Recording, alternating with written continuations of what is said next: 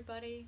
So, you've been in recovery for a while and you're trying to find a balance of being healthy without falling back into disordered behaviors. You don't want to live in the extremes. You don't want to eat all the processed food all the time. Or strictly never eat if you were an overeater. Never indulge yourself, never treat yourself. You want to lead a healthy life. That is the ultimate goal. So you've been recovered long enough that you're considering health. But you need to be careful when you go into those arenas. We live in a society that views the body primarily as an object, especially for women. That if you are bigger, you are less than. You have to look a certain way because our society popularizes through media, entertainment, and everything else a certain physique as giving you self-worth, as being your identity, as being pretty. That is who you are. And when you have an eating disorder, it becomes who you are. Before you begin to try to be healthy, you have to be very, very careful because you may not have shaken all the bugs out of your skewed and disordered thinking concerning what health means, what a healthy body looks like, what a healthy, normal diet looks like. And you may find yourself still aiming for unrealistic expectations, still aiming primarily on the aesthetic, still aiming on an aesthetic or a certain style of eating or exercising because it makes you feel like you're worth something. Because you place your identity in your capacity to have physical fitness. You place your identity in your capacity to look a certain way or to eat a certain way. So you find yourself switching from the extremes of eating disorders to, say, orthorexia, which is excessive clean eating, raw food, to some other extreme intense workouts. You really have to think about your intention behind wanting to be healthy, wanting to have a varied diet, wanting to aim for improved health before you begin to make that transition and examine your own misperceptions. Why are you really doing it? And if you're really doing it because you're uncomfortable with how you look and you want to change the aesthetic, then you shouldn't be doing it because you're not healed enough. If you're doing it because you want to change the look, you're not comfortable with your aesthetic in recovery, you need to work on your self-esteem and realize that your value is in other aspects of who you are, not in how you look. That you are not less than because you are bigger or too thin. That whatever your size, shape, color, face does not dictate your value. We're all gonna be a bag of wrinkles sooner or later. It's gonna go away, no matter how much you take care of yourself. So even if you didn't have destructive properties like eating disorders, your value is not in how you look. Your identity is not in how you look. I want you to write up a list of at least 100 things, which for some of you will be an impossible task. Enlist those you love to help you come up with that list. At least 100 things that are good characteristics about you. What's good about you? How smart you are, how kind you are, how funny you are, how giving you are, how laid back you are, how resilient you are. You're an excellent reader, great figure skater, who knows? I don't know who all I'm talking to. Maybe you are great at video games, and all these quirky, wonderful aspects of who you are and those things that make you good, you valuable, you important, to fill in the other areas of your identity so that you can be reassured that you are a unique and important individual with many, many valuable characteristics that make you worthwhile despite what you look like on the exterior. And that this person that you are now looking at, when you reach 100 and you review and review and review that list and let it really sink in and accept and learn to love that self, love yourself, identify your positive attributes, and love yourself for all that you are, that your interest in returning to some sort of health regime is about health. You're not invested in the outcome of how you will look afterwards. You want to make these changes because you want to take care of this person that you now identify as in this list that you have created and culminated, even if you need to enlist the help of others to help create it because you can't see your own positive attributes, which is a risk factor for falling back into disordered behaviors because we identify as our illness, is to have this to hold on to and to love and embrace this person as valuable and worthwhile the way that you would want to nurture if this listed character was your very best friend, that you would want them to be as healthy as possible, as vital as possible, as energetic as possible, feel good as possible, and live as long as possible. And that is why you're interested in making these changes. That it's legitimate health that you are seeking, and you're interested in helping this lovely person that you now have a list of living as long as possible and caring for them deeply, because this is who they are, not this. And you are not truly not invested in what you look like at the end of your fitness, whatever you take on as fitness and eating. And if you can come to terms with those two things, perhaps you can consider delving into taking care of yourself again and not have it spiral into some sideways disordered eating behavior type activity. Either coping through food or coping through exercise or coping and wind yourself up with some sideways disorder. You have to have an identity. You have to love that identity, and you have to just want to take health care for that individual and have no outcome attachment to what you look like at the end of it. It can't be about that, or you shouldn't begin. Secondarily, when you think about food,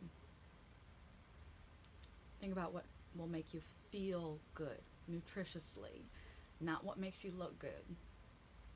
Can you look at food and not think about the calories? Can you look at food and think about how it's going to make you feel? If you eat a ton of candy, big bag of Twinkies, and you feel sickly afterwards and you take a nap on the couch and you just don't feel good, get tummy ache and get dizzy. We're not kids anymore. We just can't do it without feeling sickly.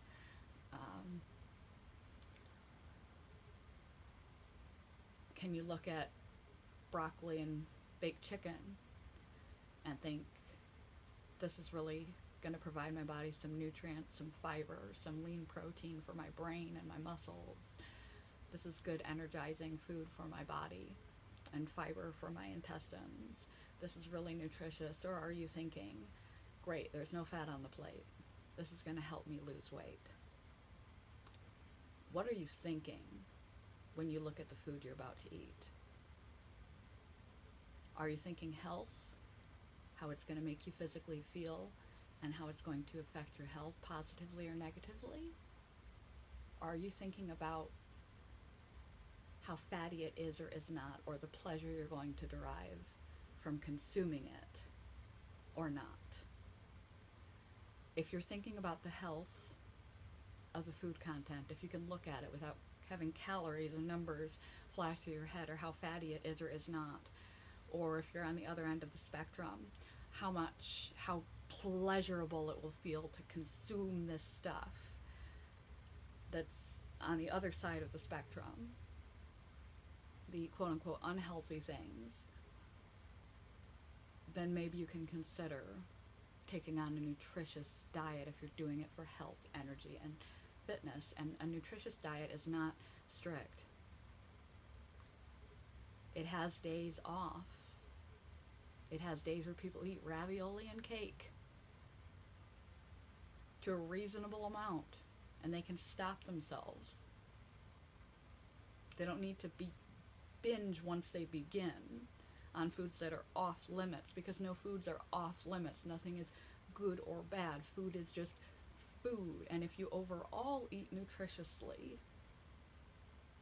a little bit of prepackaged product, garbage food here or there is not going to blow things up for your overall health. And it may actually save your emotional, mental stability and sanity and capacity to keep balance in attempting to be healthy rather than disordered, to be able to eat those foods and not cut them out entirely, and to be able to eat those foods without having them take you over and lose control in your eating. So if you've begun a specific sort of regime that has helped you reach recovery to the level that you are, and you'd like to start to shake things up and be more normal, more loose, or more healthy,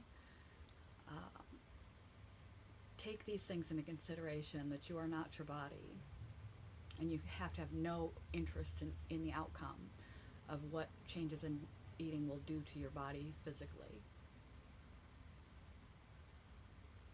If you wound up bigger and you want it to be smaller, if you wound up smaller and you want it to be bigger from eating nutritiously and exercising, that it wouldn't bother you, because that's not what you're after. If it's what you're after, then you still have a problem with your thinking, and you need to be careful not to go there. You're not ready. Try figuring out what your identity is outside of what you look like, so you're not attached to your body in that way.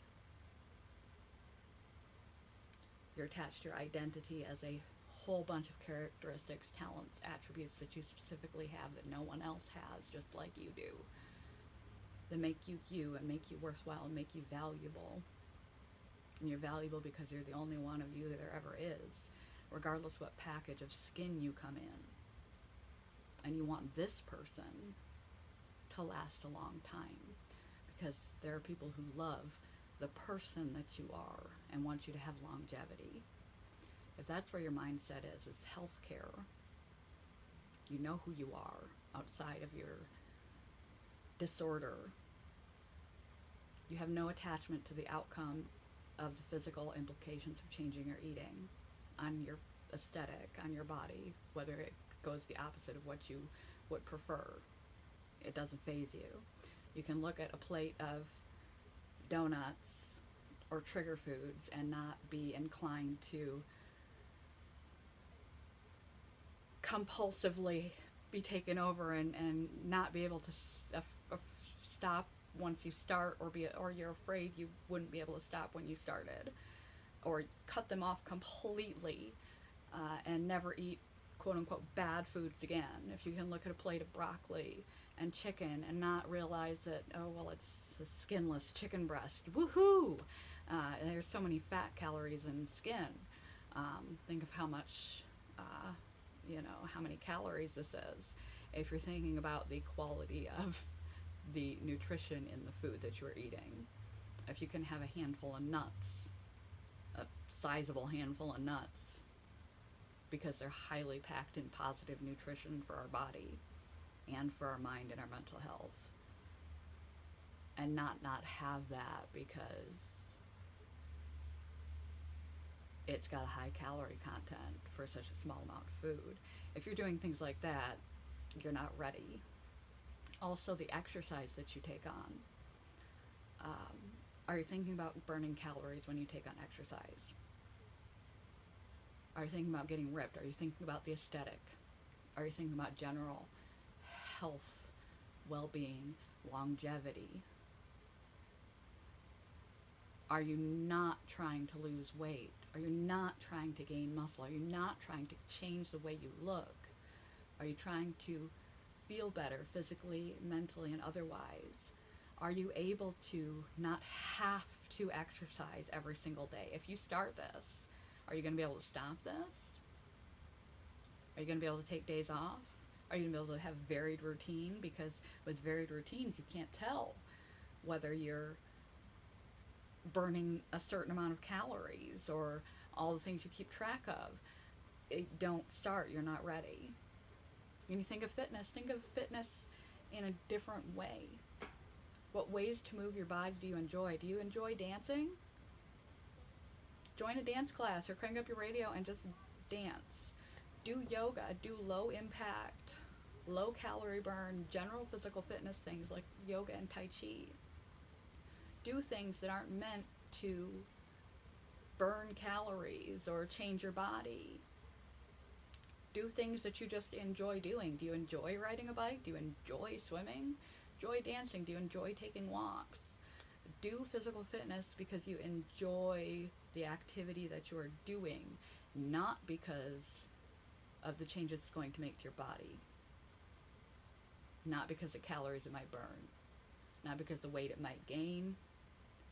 Not because the weight it might lose. Not because the aesthetic of your body. And can you truly believe that once you begin something, you will not become addicted to it? Can you start it for a few days and stop it for a few days? Walk away? Can you vary it? If you can't do these things, you're still trapped in the old mentality. You're not thinking about health correctly yet. And you'll just find yourself in a new variation of an eating disorder. Maybe you won't spiral all the way back to your original classification, but a classification just means you have enough of certain characteristics to be placed into a box in the DSM. It doesn't mean there's not a completely life-destructing, life-consuming problem occurring. And if you aren't ready and you try to be, you're just jumping from the pan into the fire, and you just find yourself with some variation of the original problem you started with. Some new box. Ednos or another eating disorder. So be sure, be very, very careful. Maybe even do so while in therapy. Re-enlist if you're not in with therapy anymore before you begin to just want to lead a generally healthy and fit lifestyle. Healthy and fit lifestyle that has nothing to do with your body and nothing to do with your eating disorder. Nothing to do with that. Enlist therapy so that they can help you pick apart your intentions as you go along and help you see where your thinking is distorted, because we cannot see what we don't know. And depending on how long you've lived with an eating disorder, your thinking can be very distorted. It's a house of mirrors up there and you don't even know it. So beginning this journey with someone you can be open with about how it's going, what you're getting up to, who can give you input about what's proper, what's not, what may be concerning behavior or thinking patterns, and how to correct and tweak them as you go, it would be pretty advisable. I'm not saying you should never try being healthy again. Being a fit and healthy person is a great goal to aim for in life. But if you've ever had an eating disorder,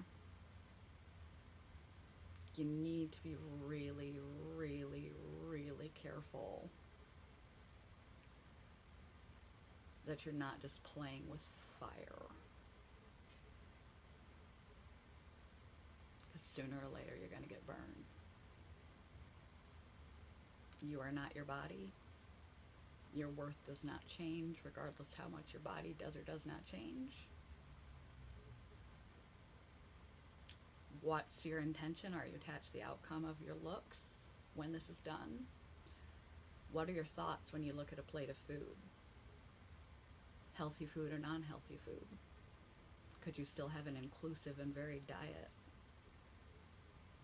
Could you exercise without thinking about burning calories or building muscle? Could you be flexible about exercising? Could you not exercise and be okay with that? Do you only think about exercise in terms of outcomes on your body, or are you thinking about longevity, flexibility, balance training, going skiing because it's fun, horseback riding? How strict are you on what you define as exercise? And can you vary that regime? Can you stop it once you start? These are a few questions you need to ask yourself before you begin to try to be healthy again. So you truly are being healthy if you try to be healthy. And as far as that list of confidence, 100 things that are good about you, whether you're going to change your recovery routines or not, pick back up exercise and try clean and healthy eating, or pick up exercise for the very first time, depending on your disorder, and try clean and healthy eating, I suggest you make that list. And absolutely nothing about how you look. It's about who you are.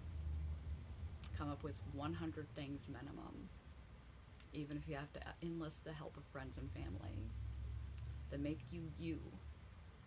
Unique, special, important, worthy, worthwhile. You. It'll be good for your recovery, even if you're not ready or wanting to make any change. To realize you are not your body. Good morning, goodbye. Sorry this one was so long.